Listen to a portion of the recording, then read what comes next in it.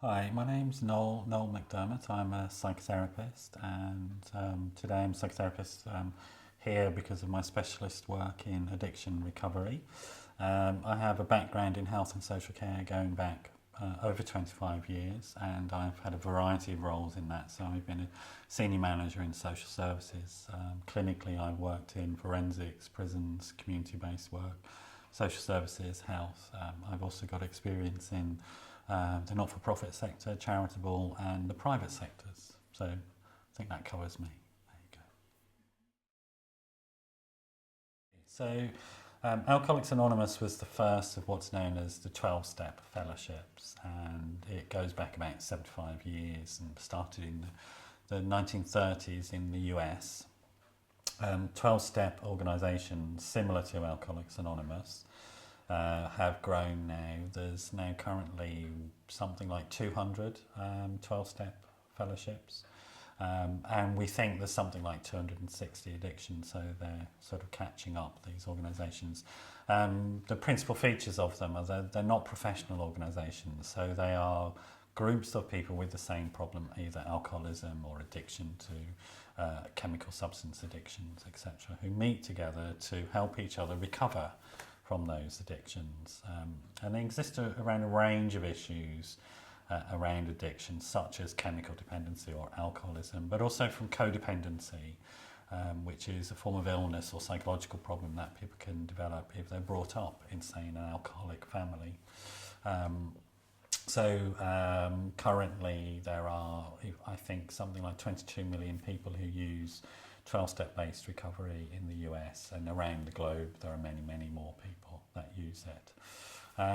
It's based upon this idea of there being 12 steps to freedom from addiction and its impact. This is the Al-Anon or Family Recovery Organisation's books. Now, they all produce, most of them produce a sort of a manualised approach to recovery such as this.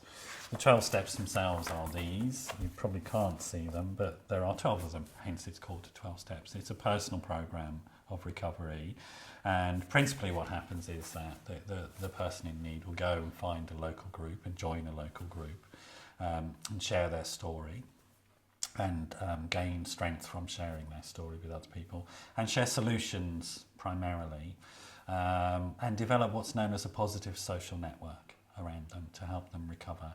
Because the idea is that addiction cannot be cured, it can only be managed, and it's an illness from the current neurological definition. So you manage that on a long-term basis for the rest of your life, effectively, and you will go to groups.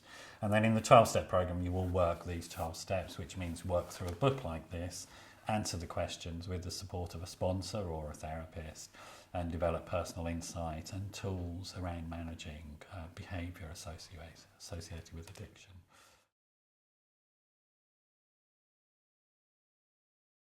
Smart Recovery is one of the mutual aid organisations alongside 12-step recovery, and it's of use to know because there are two main community-based recovery organisations or processes within the UK, 12-step being one of them, the dominant one, or the one there's most of, and Smart being the other one that's available as well.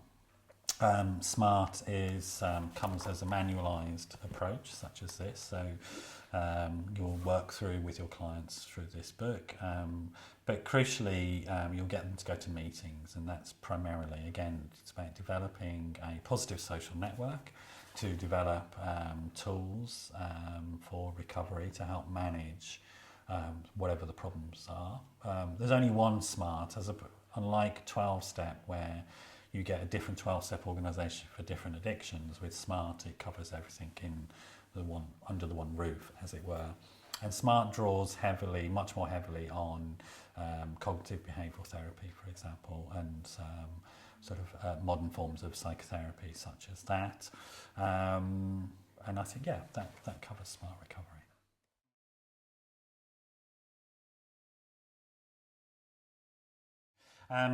The differences and similarities between the two. I think the core elements of both those recovery programs, Smart and 12-Step, are the same. in that they start with a group of people with similar types of problems looking for the solution together. So they're very similar in that approach.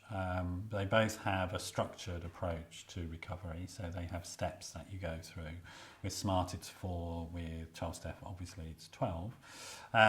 Where they diverge, I suppose, is in that SMART draws for its theoretical basis from modern psychotherapy techniques such as cognitive behavioural techniques.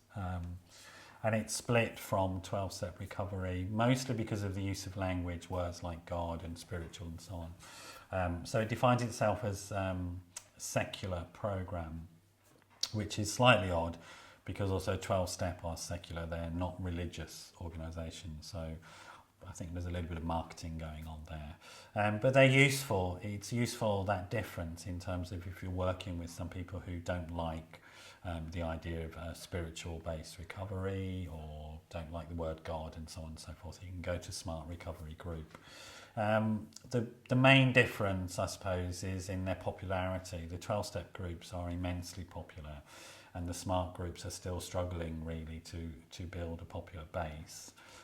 What tends to happen is if somebody will go to SMART Recovery, they will also go to 12-step recovery, but the converse isn't true. Very many more people go to 12-step recovery but don't go to SMART Recovery. But in essence, I think as a psychotherapist, I'd say that the therapeutic principles that they're applying are basically the same. The big difference is just that it's easier to get hold of a 12-step group. For example, there are in London on any week 800 meetings of AA, but there's maybe 20 SMART recovery meetings per week in London. So it's the popularity, that's the big difference between the two. In April of this year, a body was set up called Public Health England.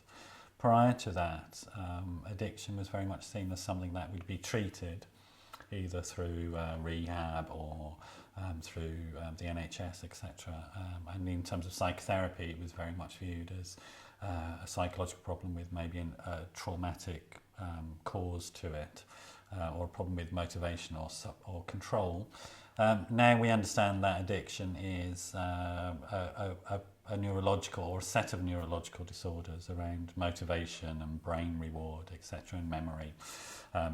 Memory functions such as the hippocampus and the amygdala are involved. So that's come out of the sort of brain research over the last 10 years. As part of that, the new government policy is to promote community-based recovery, which principally in the UK context means working with 12-step organisations or working with SMART Recovery. And these are community-based, peer-to-peer mutual aid groups. And the job of the therapist really is to facilitate clients into recovery through that abstinence-based recovery, and then do the psychotherapy alongside that. Yoga and meditation are sort of immensely beneficial to people recovering from any sort of long-term illness, which addiction is really, depends how chronic it is. They're both also really beneficial in terms of the prevention of illness as well. So they're not just about curing, but they will also, if you practice both, the evidence is that you will also prevent illnesses from occurring. There's a lot of evidence now for various types of meditation, such as mindfulness. It's now considered mainstream, actually, to prescribe meditation within mental health fields.